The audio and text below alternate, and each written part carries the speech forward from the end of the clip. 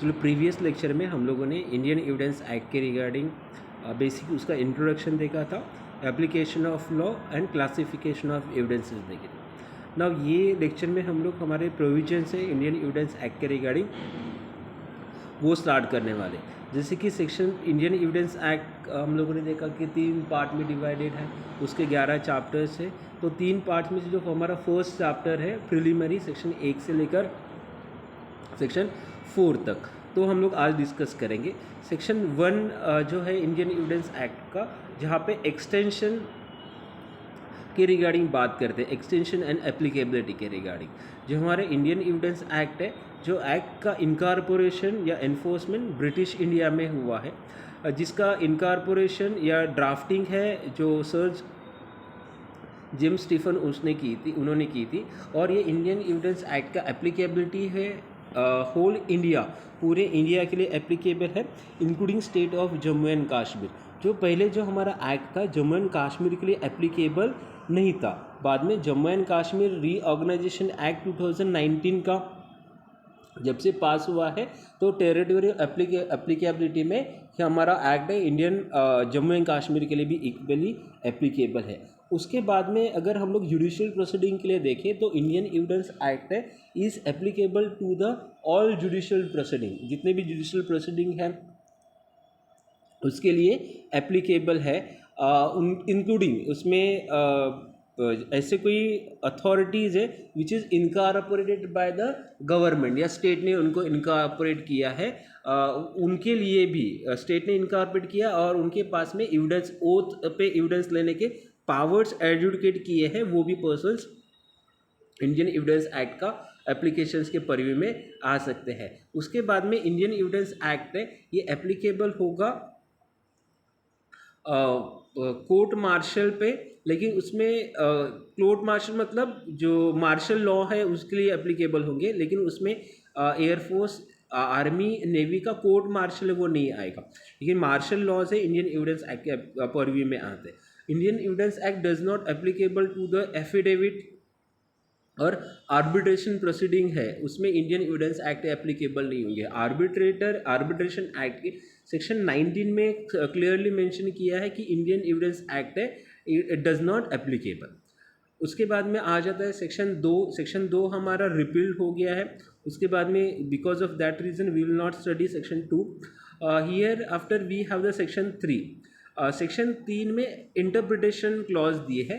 देखो इंटरप्रिटेशन और डेफिनेशन में बेसिकली ये डिफरेंस है कि जो हमारा डेफिनेशन होता है वो यूनिवर्सल एप्लीकेबिलिटी होता है डेफिनेशंस का, और इंटरप्रिटेशन का जो एप्लीकेबिलिटी होता है टू द स्टैट्यूट, वो स्टैट्यूट के लिए ही वो डेफिनेशन का इनकॉर्पोरेशन या रहता है। इसके लिए ये बेसिक डिफरेंस है इंटरप्रिटेशन और डेफिनेशन क्लॉज में।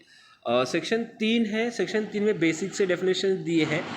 जो डेफिनेशन, पहला डेफिनेशन कोर्ट, सेकंड फैक्ट का, third relevant, fourth fact in issue, fifth documents, evidence, prove, disprove and not prove. ये बेसिक कॉन्सेप्ट दिए हैं जिसको हम लोग डेफिनेशन से बोल सकते हैं, लेकिन इंटरप्रिटेशन ऑफ क्लॉज में कोई नंबर है सेक्शन इसको नहीं दिए। ओके, पहला हम लोग इंटरप्रिटेशन देखेंगे कोर्ट का। कोर्ट का मतलब ये होता है कि कोर्ट इंक्लूड्स ऑल जजेस, ऑल मैजिस्ट्रेट और ऑल पर्सन्स, जो ऐसे पर्सन्स हैं जिनको लीगली अथोराइज किया है एविडेंस लेने के लिए और उनका अपॉइंटमेंट स्टेट ने किया है, वो किसके कोर्ट के डेफिनेशन में आते हैं। और कोर्ट के डेफिनेशन में आर्बिट्रेटर्स है वो कोर्ट के डेफिनेशन में नहीं आते। इसके पहले हम लोगों ने स्टडी किया था कि आर्बिट्रेशन एक्ट का सेक्शन 19 है, वहाँ पे उन्होंने क्लियरली मेंशन किया है कि ये इंडियन एविडेंस एक्ट है वो आर्बिट्रेशन एक्ट के लिए एप्लीकेबल नहीं होगा। सेकंड डेफिनेशन है फैक्ट्स का।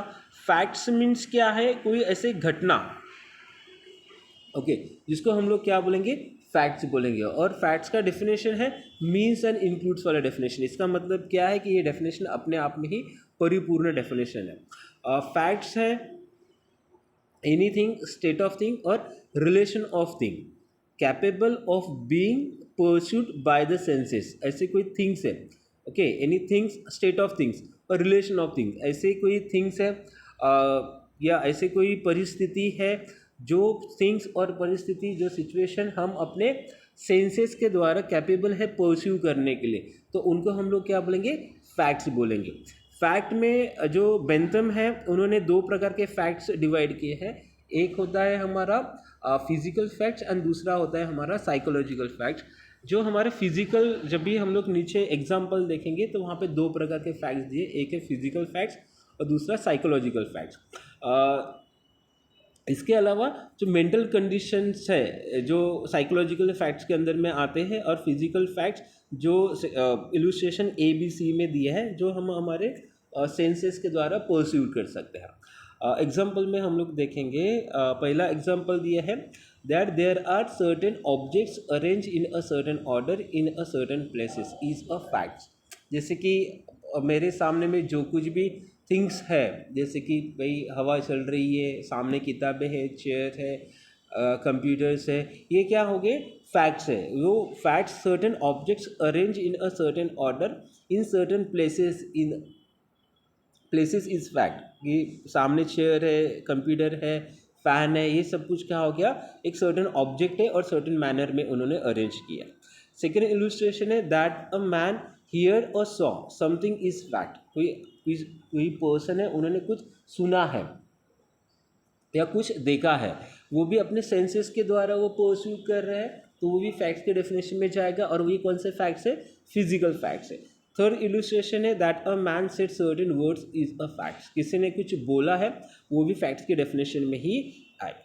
उसके बाद में जो दो इलुस्ट्रेशन है D और E का, वो साइकोलॉजिकल फैक्ट्स के डेफिनेशन में आता है। जिसके the man holds a certain opinion, कुछ ओपिनियन होल्ड करना है, किसी पर्सन का इंटेंशन है, या किसी भी पर्सन का गुड फेथ है, फ्रॉडुलेंट है, या कोई भी ऐसे थिंग्स है जो हम लोग अपने सेंसेस के द्वारा परस्यू नहीं कर सकते। जैसे कि एंगर है, हैप्पीनेस है, हम लोग हमारे सेंसेस के द्वारा परस्यू नहीं कर सकते, तो वो कौन से फैक्ट्स में, साइकोलॉजिकल फैक्ट्स में जाते हैं। Later on the man has a certain reputation in a fact. जो रेपुटेशन है वो भी एक फैक्ट के डेफिनेशन में जाता है। तो ये हो गया सेक्शन 3 का इंटरप्रिटेशन। उसके बाद में आ जाता है रिलेवेंट। रिलेवेंट का there is no proper definitions actually relevant का। जो बंडल ऑफ थिंग्स है, जो सेक्शन 5 से लेकर सेक्शन 55 में दिया है, जो बंच ऑफ सेक्शंस है, उसको हम लोग रिलेवेंस की कैटेगरीज में इंसर्ट करते हैं। रिलेवेंट का मतलब होता है one object is said to be a relevant to another when one is connected with the other in any of the ways referred to in the provision of the of this act relating to the relevancy of facts। जो एक fact से दूसरे fact से क्या है, connected है, उसको हम लोग रिलेवेंसी बोलते हैं, जो कि सेक्शन 5 से लेकर 55 में आता है इंडियन एविडेंस एक्ट के। इतना ही डेफिनेशन दिया है। एक्चुअली ये डेफिनेशन प्रॉपर डेफिनेशन नहीं है, इसलिए मैंने बोला कि रिलेवेंसी का डेफिनेशन वो प्रॉपर डेफिनेशन नहीं है। उसके बाद में आता है फैक्ट इन इशू और रिलेवेंस। फैक्ट इन इशू का मतलब क्या है, विवादित तथ्य, म्हणजे कौन से ऐसे स्टेटमेंट है या कौन सा जो ऑब्जेक्ट है, इंसिडेंट है, जो वो इंसिडेंट, ऑब्जेक्ट और स्टेटमेंट के ऊपर में क्वेश्चंस आ जाता है। ओके, जैसे कि एक पार्टी असर्ट करती है, दूसरी पार्टी डिनाई करती है, तो वो फैक्ट एंड इशू होता है। फैक्ट एंड इशू का जो डेफिनेशन है वो अपने आप में सेम परिपूर्ण डेफिनेशन है, जहाँ पे उन्होंने बोला है कि fact from which either by itself or in connection with the other fact, जिसका ये खुद एक ही फैक्ट है या उसका कनेक्शन किसी दूसरे के एग्जिस्टेंस और non existence, nature in extent of any rights, liabilities and disabilities. वो क्या करता है, किसी भी पर्सन के राइट्स, लाइबिलिटीज एंड डिसेबिलिटीज को रिकॉग्नाइज करता है, जो कि हमारे फैक्ट से क्या है, कनेक्टेड है। पर्सन क्या करता है, उसको असर्ट करता है और डिनाई करता है इन एनी सूट और प्रोसीडिंग। जैसे कि कोई सूट होता है जहाँ पे, या कोई प्रोसीडिंग होती है जहाँ पे दो पर्सन्स रहते हैं, दो पार्टीज रहती है, एक पार्टी एक्सेप्ट करता है, दूसरी पार्टी डिनाई करता है प्रोसीडिंग में, तो उसको हम लोग क्या बोलेंगे, फैक्ट इन इशू बोलेंगे, जो क्या है, विवादित तथ्य है, जिसका हमेशा कनेक्शन रहता है एक इंसिडेंट से दूसरे इंसिडेंट के रिगार्डिंग। वहाँ पे इसका एक्सप्लेनेशन दिया है, whenever under the provision of the law for the time being in force relation to civil procedure any courts record in issue of facts, the facts to be asserted or denied in the answer to such issue is a fact in issue। जो कोई ऐसे fact है जो court के proceeding के सामने आते हैं तो वहाँ पे क्या करता है, एक पार्टी असर्ट करती है, दूसरी पार्टी डिनाई करती है, तो वो किसके डेफिनेशन में जाएगा, फैक्ट इन इशू के डेफिनेशन में जाएगा, जो सिविल में इवॉल्व होता है। फैक्ट इन इशूज है वो सिविल में इवॉल्व होता है। उसके बाद में लीगल कॉन्सेप्ट है डॉक्यूमेंट्स का। Documents means any matters express और डिस्क्राइब। कोई ऐसे मैटर है जो एक्सप्रेस किया है, डिस्क्राइब किया है, कोई ऐसे स्टेटमेंट है जो रिकॉर्ड करके है। जब उन्होंने स्टेटमेंट को रिकॉर्ड किया है तो जो भी सब्सटेंस उन्होंने यूज़ किए हैं, जैसे लेटर हो सकता है, फिगर है, मार्क है या कोई सिंबल है, उन्होंने ये रिकॉर्ड करके रखा है, तो उसको हम लोग क्या बोलेंगे, डॉक्यूमेंट्स बोलेंगे। जो भी प्लेसेस पे उन्होंने जो ये डॉक्यूमेंट्स रिकॉर्ड करके रखे हैं, तो उन्होंने वहाँ पे एग्जांपल है अपने इंडियन एविडेंस एक्ट में, बिकॉज यहाँ पे तो मेंशन नहीं है मेरे स्लाइड में, लेकिन आप बेयर एक्ट ओपन करके तो वहाँ पे आपको समझ में आ जाएगा कि कोई भी ऐसे रिटर्न मटेरियल है वो भी एक डॉक्यूमेंट्स के डेफिनेशन में आता है। कोई भी ऐसे सब्सटेंस पे हम लोग लिथोग्राफ है, फोटोग्राफ है, वो भी डॉक्यूमेंट्स के डेफिनेशन में आज आती है। कोई ऐसे स्टोन है या मेटल प्लेट है जहाँ पे हम लोग एक इंस्क्रिप्ट करके रखते हैं, वो डॉक्यूमेंट्स है।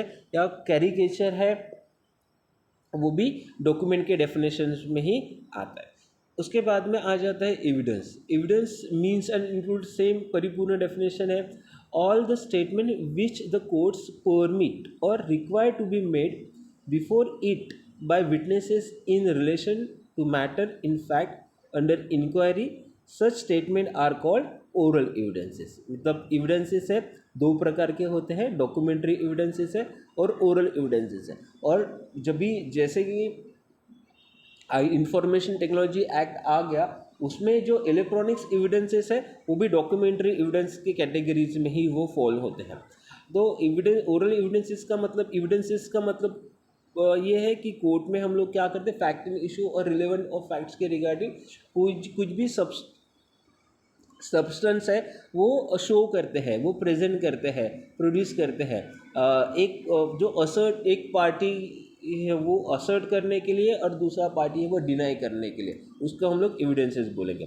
और पहला ओरल एविडेंसेस है। ओरल एविडेंसेस मतलब ऐसा कोई स्टेटमेंट है जो कोर्ट ने परमिट किया है या कोर्ट ने रिक्वायर्ड किया है विटनेसेस को देने के लिए, और विटनेसेस कोर्ट में आके वो बोलता है स्टेटमेंट, तो उसको हम लोग ओरल एविडेंसेस बोलेंगे। उसके बाद में डॉक्यूमेंट्री एविडेंसेस है। डॉक्यूमेंट्री एविडेंसेस का मतलब क्या होता है कि all documents including electronics record produce for the inspection of the court, such documents are called a documentary evidence. इसके पहले हमने बोला था कि भाई कोई ऐसे रिटर्न मटेरियल है, इसके पहले डॉक्यूमेंट्स का डेफिनेशन देखा था, वो सब कुछ डॉक्यूमेंट्स है, वो भी डॉक्यूमेंट्री एविडेंस कैटेगरीज में आती है। वहाँ पे जैसे कि इंफॉर्मेशन टेक्नोलॉजी एक्ट आने के बाद में इलेक्ट्रॉनिक्स रिकॉर्ड्स है, ये वो उनको भी क्या इम्पोर्टेंस या वेटेज मिल गया। अभी यहाँ पे बेसिक से दो क्वेश्चंस आ जाते हैं कि is F I are evidence, F I are evidence है क्या, कि एफ आई आर है वो एविडेंस की कैटेगरीज में नहीं आती है। F I R is not a substantive evidence but it is a corroborative evidence, hence it is held in C Magesh versus state of Karnataka के ये कर्नाटका ये केस में बोला है कि जो एफ आई आर है वो सब्सटेंटिव एविडेंस नहीं है कि उसके ऊपर में हम लोग 100% रिलाय नहीं रह सकते, लेकिन उस एविडेंस का यूज़ हम लोग एज ए कोरोबोरेटिव करके कर सकते हैं। सेकेंड क्वेश्चन है आर एफिडेविट्स एविडेंस, एफिडेविट ये एविडेंस है क्या, उसका आंसर भी नो आएगा। एफिडेविट ये एविडेंसेस नहीं है। ये एस राजकुमार वर्सेस भारत ऑयल मिल्स 1964 का केस है, वहाँ पे बोला है कि एफिडेविट है कोई भी ऐसे पर्सन है अपने ओथ पे कोई स्टेटमेंट देता है, तो उसको भी हम लोग एविडेंस करके कंसिडर नहीं करेंगे। एक क्वेश्चन है, इज एविडेंस दो वीडियो कॉन्फ्रेंसिंग इज वैलिड। तो देखो ये हमारे महाराष्ट्र का एक फेमस केस है, state of Maharashtra versus doctor Prafulla Desai. ये केस में पहली बार इलेक्ट्रॉनिक्स एविडेंसेस है वो रिकॉर्ड हुए थे, मतलब वीडियो कॉन्फ्रेंसिस से एविडेंसेस से रिकॉर्ड हुए थे। अभी हमारे लॉकडाउन में भी बहुत सारे कोर्ट की प्रोसीडिंग है वो ऑनलाइन ही चली है, तो इसका मतलब क्या है कि वीडियो कॉन्फ्रेंसिंग से जो भी एविडेंसेस रिकॉर्ड होते हैं वो वैलिड एविडेंसेस होते हैं। Yes, the evidences through video conferencing is a valid first time take in this case of the जो डिस्कस किया है state of Maharashtra versus Prafulla Desai के केस में। अब नेक्स्ट कॉन्सेप्ट है प्रूव। प्रूव का मतलब क्या होता है कि fact is said to be a prove, ऐसे फैक्ट्स है वो क्या हो गए, प्रूव हो गए, और वो फैक्ट को कोर्ट ने कंसिडर किया है, जिसके कोर्ट ने उसको एग्जिस्टेंस है वो फैक्ट्स का वो अप्रूव किया है या एग्जिस्टेंस के ऊपर में बिलीव किया है, कंसिडर किया है, उसको हम लोग क्या बोलेंगे, प्रूव्ड बोलेंगे। डिस्प्रूव का मतलब ये होता है कि court the fact is said to be a disprove when the considering the matter before it the court either believe that it does not exist. Court ने ऐसे बिलीव किया है कि ये अस्तित्व में नहीं है, तो कोर्ट क्या करेगा, उसको उसके अस्तित्व में नहीं है तो कोर्ट उसको परमिट नहीं करेगा, तो उसको हम लोग क्या बोलेंगे, डिस्प्रूव्ड बोलेंगे। उसके बाद में आता है not prove, the fact prove भी नहीं हुए हैं और डिस्प्रूव भी नहीं हुए, ऐसे नेचर के फैक्ट्स है वो नॉट प्रूव के कैटेगरीज में आते हैं। जो नॉट प्रूव के कैटेगरीज में आते हैं तो Sharad Birdhichand Sarda versus state of Maharashtra 1984 का केस है, जहाँ पे 5 गोल्डन प्रिंसिपल्स उन्होंने निकाले हैं कि फैक्ट्स है वो सर्कमटेंसेस के बेसिस पे रहनी चाहिए, कंसिस्टेंसी रहनी चाहिए फैक्ट में, कंक्लूसिव प्रूफ वहाँ से आना चाहिए, हाइपोथेसिस इंक्लूडेड कोई फैक्ट्स रहते हैं, तो accused must be prove beyond the reasonable doubt. ये 5 पंचशिला है जो कि शरद बिरदीचंद शारदा के केस में इवॉल्व हुआ है regarding the prove, disprove and not prove के रिगार्डिंग। अभी हम लोग यहाँ पे डेफिनेशन, बेसिक सा डेफिनेशन देखेंगे, डिफरेंस देखेंगे कि presumption of facts and presumption of law. Presumption of facts है, पहले डेफिनेशन है, when the presumption are establish on the basis of fact और ground of facts are front of the collection of facts. कोई ऐसे facts है वो presume करते हैं on the basis of facts और ग्राउंड ऑफ फैक्ट्स, जो फैक्ट कलेक्ट करने के काम में आते हैं, तो उसको हम लोग क्या बोलेंगे, फैक्ट्स बोलेंगे। लॉ क्या है कि when the presumption are acknowledge without the help of proof in certain situation. कोई प्रिजम्पशंस है जो कोर्ट ने क्या एक्नॉलेज किया है, वो क्या बन जाएगा, प्रिजम्पशन ऑफ लॉ बन जाएगा। क्योंकि प्रिजम्पशन ऑफ फैक्ट्स में कोर्ट अपने बहुत सारे डिस्क्रिशनरी पावर्स यूज़ कर सकते हैं, लेकिन प्रिजम्पशन ऑफ लॉ में कोर्ट को वो प्रिज्यूम करके ही जाना पड़ेगा। Position of presumption uncertain position है, position of presumption of law certain and uniform position है। परफॉर्मेंस है, they are always rebuttable and can be challenge after establishing probative evidence. जैसे कि इसके पहले हम लोगों ने देखा था कि कोई भी फैक्ट्स होते हैं वो रिबेटेबल और इरिबेटेबल नेचर के होते हैं, तो प्रिजम्पशन ऑफ फैक्ट्स है वो ऑलवेज रिबेटेबल नेचर के होते हैं। रिबेटेबल नेचर के प्रिजम्पशन ऑफ फैक्ट्स होते हैं जहाँ पे कोर्ट अपने डिस्क्रिशनरी पावर्स को यूज़ कर सकते हैं। और प्रिजम्पशन ऑफ लॉ है वो कंक्लूसिव नेचर के होते हैं, जहाँ पे कोर्ट है अपने डिस्क्रिशनरी पावर्स यूज़ नहीं कर सकते। लास्ट डिफरेंस है discretionary powers of the court. ये हम लोगों ने देखा है कि कोर्ट वहाँ पे डिस्क्रिशनरी पावर्स है यूज़ करते हैं, court enjoy discretionary powers either to presume any facts और नॉट। लेकिन डिस्क्रिशनरी ये प्रिजम्पशन ऑफ लॉ में court has no discretionary powers, court के पास में कुछ भी डिस्क्रिशनरी पावर्स नहीं है वो प्रिजम्पशन ऑफ लॉ को डिनाई करने के लिए उनको एक्सेप्ट ही करना पड़ेगा। उसके बाद में आता है हमारा मे presume, shall presume and conclusive proof. तो हम लोग मे प्रिज्यूम, शाल प्रिज्यूम, कंक्लूसिव प्रूफ पे क्या करेंगे, एक सेपरेट है वीडियो बनाएंगे। तो चलो, थैंक यू सो मच।